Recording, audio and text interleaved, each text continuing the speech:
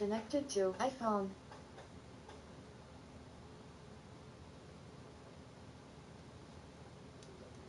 Forget the intuition? Not at all.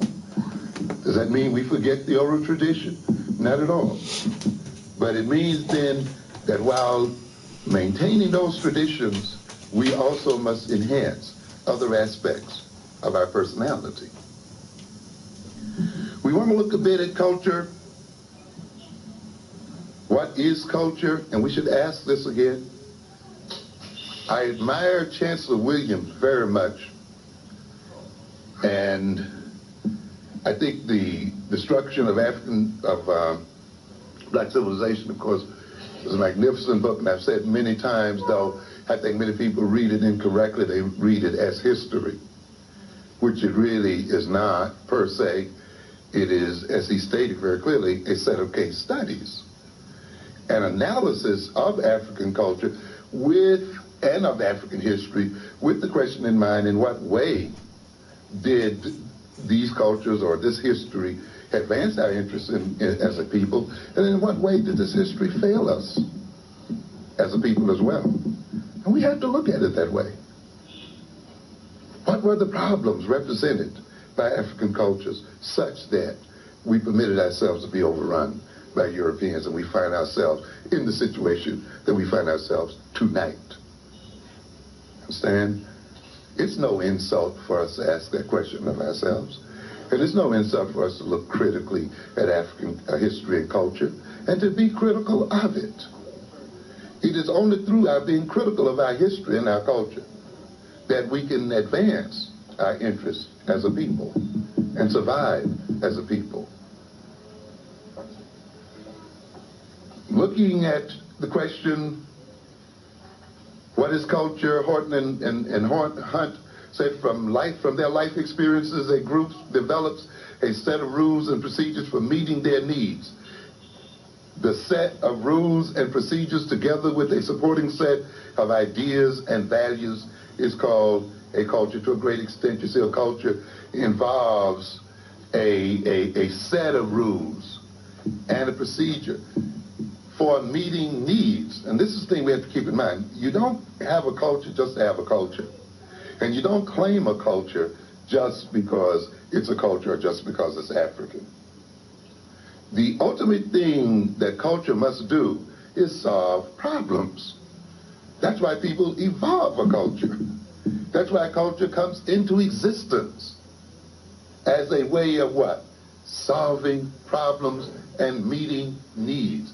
That's why, at a certain point, when a culture no longer meets the needs of a people or solves the problem confronting a people, that culture must be transformed.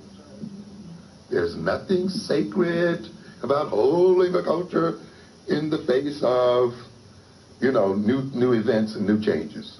Unless, of course, you're free to do that if you're willing also to accept suicide or death.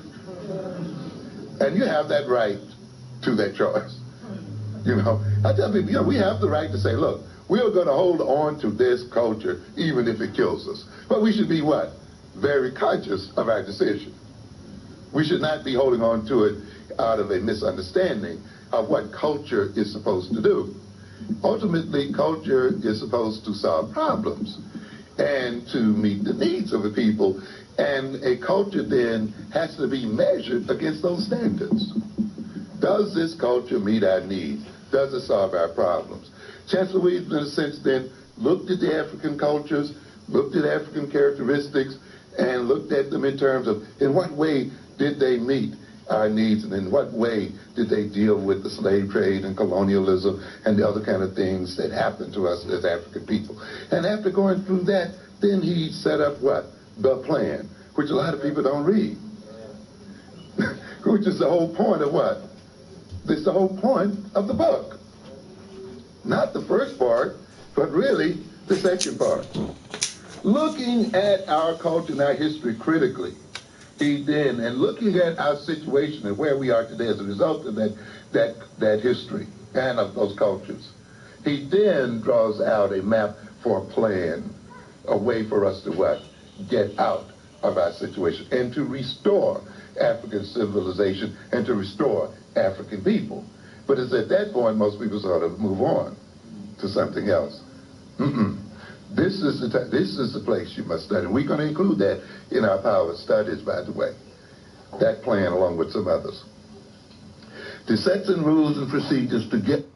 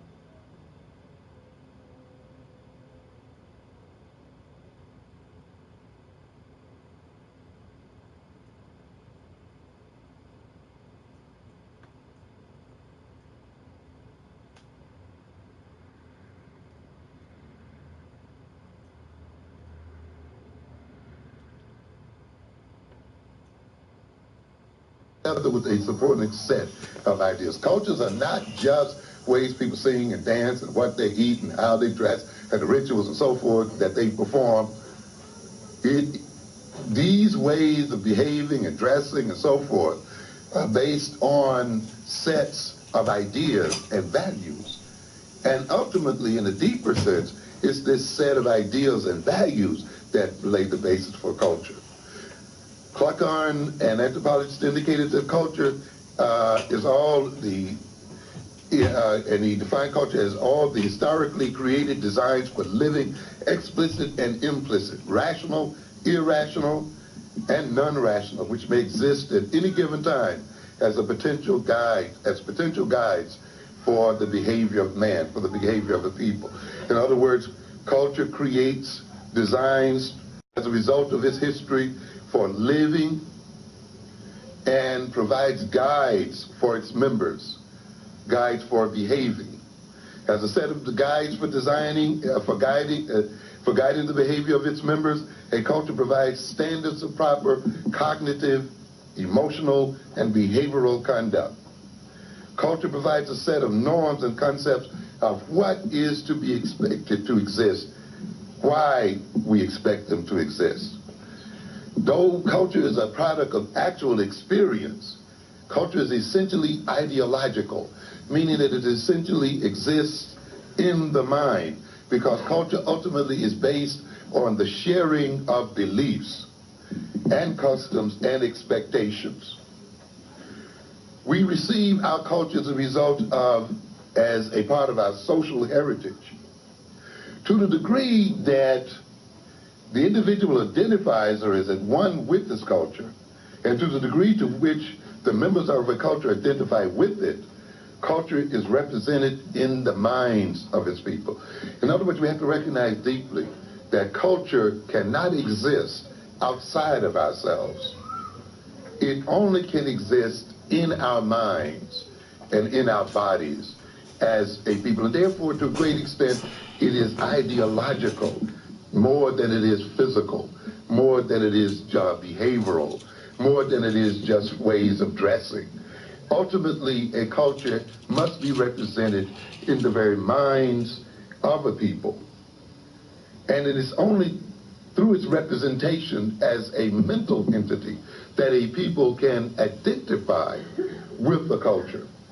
A culture is a way of thinking, a way of attending the world, of perceiving the world, of classifying and categorizing the world, of ordering the world, of processing information, and of evaluating the world.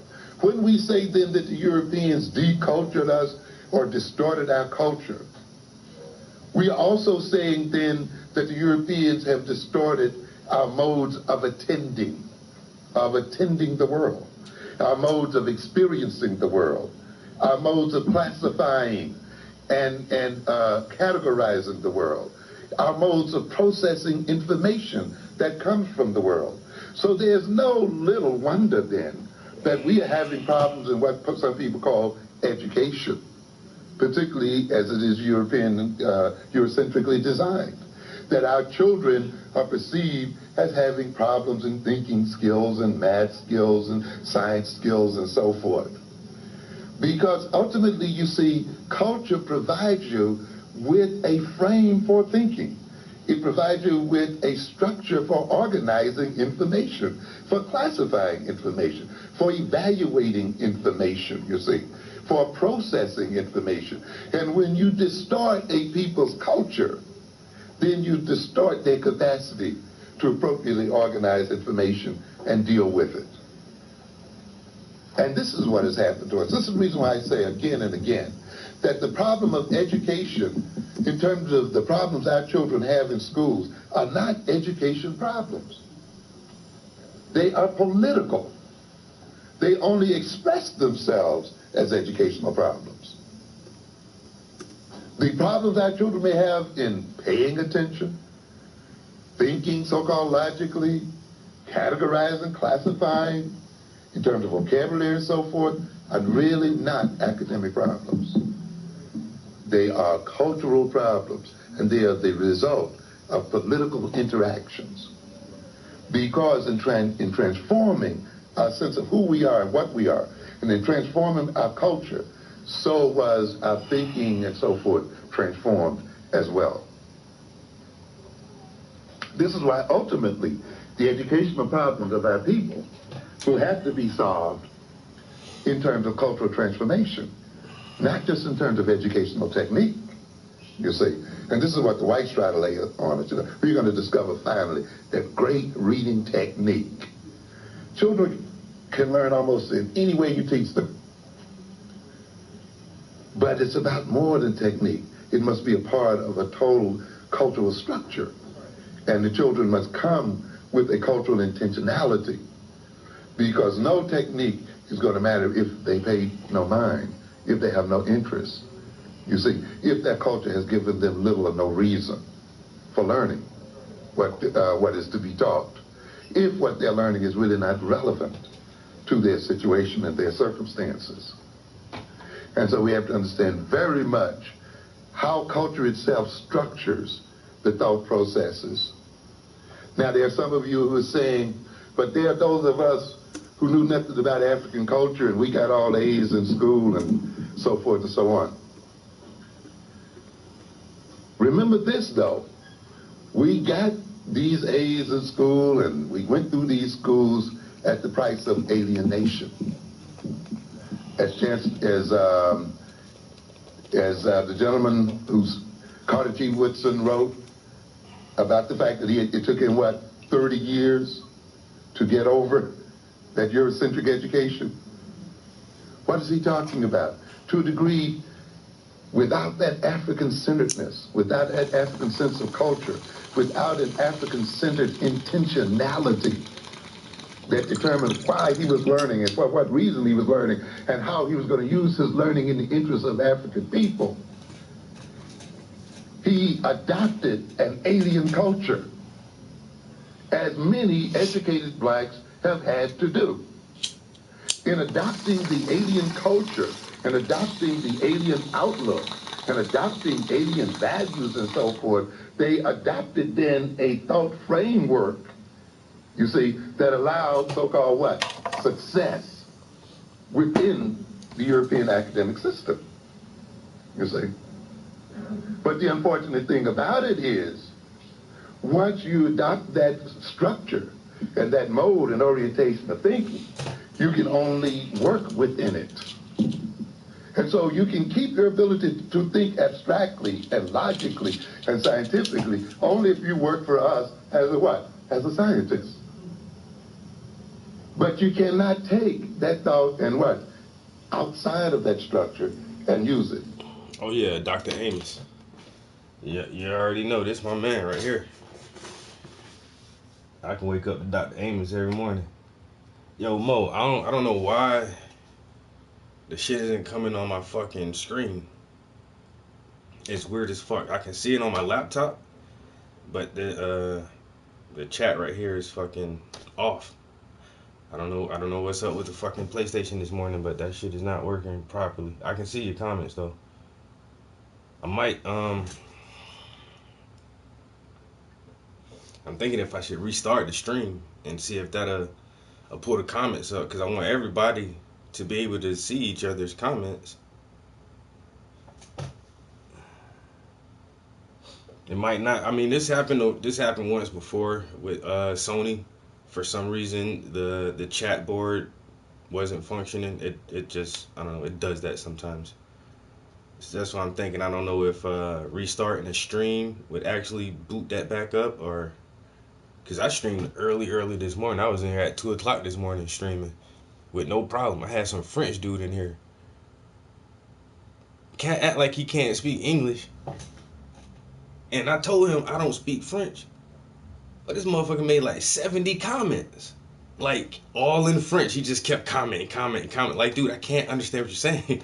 So, I done pull out my translator. I'm trying to translate some of this shit.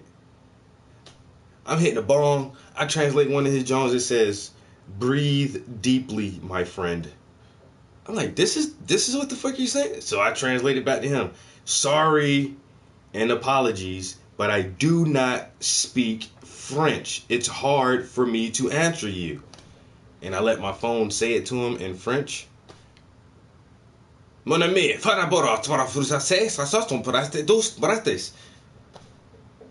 then after I said that, he still made like another 30 comments. I just told you, dude, I don't speak French. I can't understand what you're saying. He just kept commenting. It was cool as shit, though, because he was in there the whole fucking stream, the whole time I was in there, and he was commenting the whole time. Like, he was really into that shit. Like, yeah, this pain's hot, or whatever he was saying. Yo, son, you got mad skills. Or that's what I imagined he was saying, because I didn't translate every message he sent, but I'm pretty sure that's what he was saying. You're the best artist I've ever seen.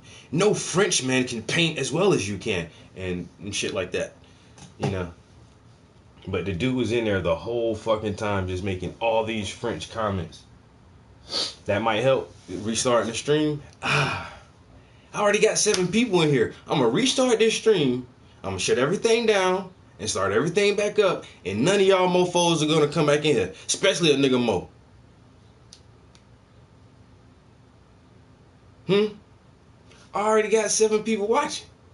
What's the big deal? What's the big deal, Mo?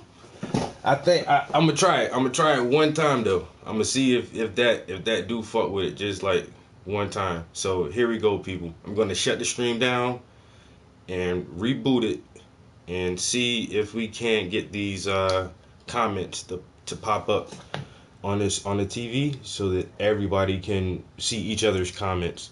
And it's easier for me that way too, because I can look at the TV and read the comments instead of look here. Then I gotta look at the laptop and read what you say, and then come back and look at the laptop, and it's like, All right, Lisa. All right, so yeah, so I'm gonna just shut it down real quick and immediately start it right back up and see if we can get comments. If not, we'll just ride it out like this. Like I said, this has happened before. This isn't the first time I've seen the comments disabled for some reason. So, 2 minutes. Be right back.